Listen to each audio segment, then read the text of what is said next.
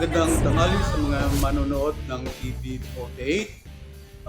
Ang bagyong si Tino na nagdulot ng kapinsalaan dito sa may Kabisayaan, partikular dito sa may Cebu area, Negros Islands at Palawan, ay tuluyan nang lumabas ng ating Philippine Area of Responsibility at hindi na nakakaapekto sa anumang bahagi ng ating bansa. Samantala, ang low pressure area na binabantayan ng Pag-asa dito sa may silangang bahagi ng Mindanao ay ganap nang naging isang bagyo. Sa ganap na alas 10 kaninang umaga, ito ay inaasahang nasa layong 315 kilometro silangan ng Eastern Visayas sa labas pa ng ating Philippine Area of Responsibility.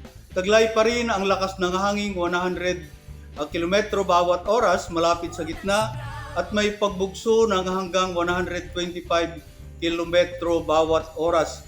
Sa kasalukuyan, ito ay may diametro na 980 hectopascal.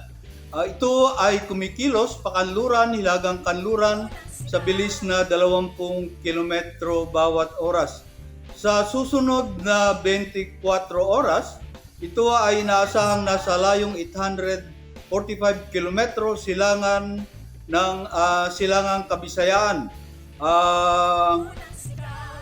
Ito ay nasa loob na ng ating Philippine Area of Responsibility at nag-intensify mula sa tropical depression to typhoon. Sa November 9, ganap na alas 8 ng gabi, ito ay inaasahang nasa layong 135 kilometro silangan ng Baler Aurora. Ito ay lalo pang lumakas at nasa super typhoon category na ito. Sa November 12, alas 8 pa rin ng umaga, ito ay inaasahang nasa layong 295 kilometro ng Itbayat, Batanes sa labas na ng ating Philippine Area of Responsibility.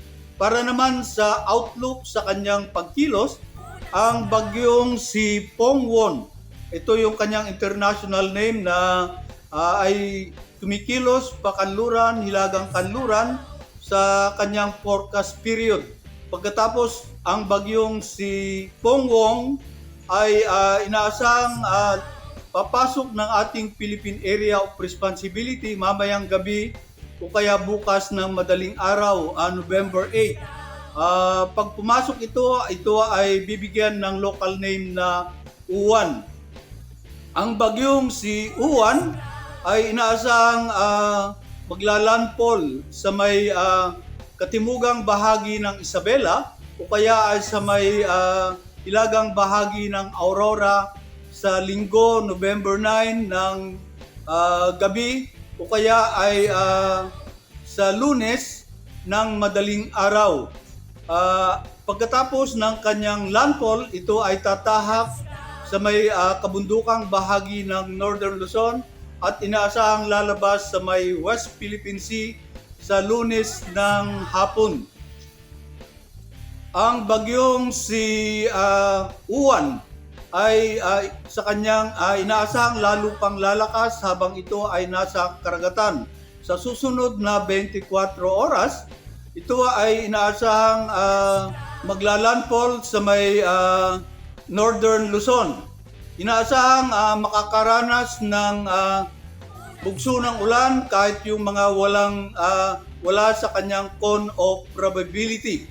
Ang pinakamataas na signal na pwedeng palabas ng Pag-asa kapag ito ay naging super typhoon ay ang wind signal number 5.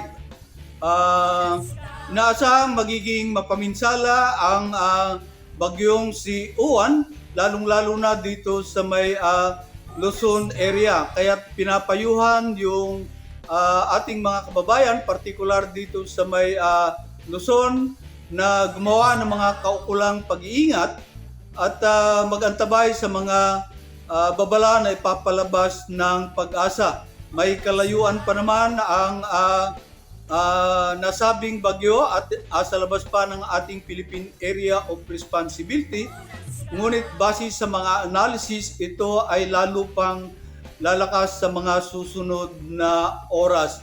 Yan ang latest mula dito sa Pag-asa CLSU para sa TV48. Roger Manuel, direktang nag-uulat.